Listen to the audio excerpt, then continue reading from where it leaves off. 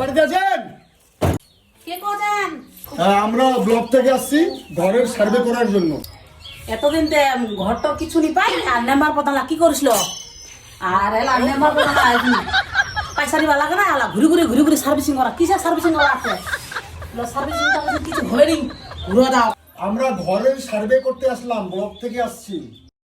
আপনাকে কিছু প্রশ্ন ছিল। ক কি করবেন তাড়াতাড়ি ক, মোর টাইম নাই।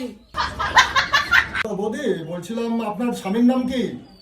আমার স্বামী 10 বছর আগে মারা গেছে।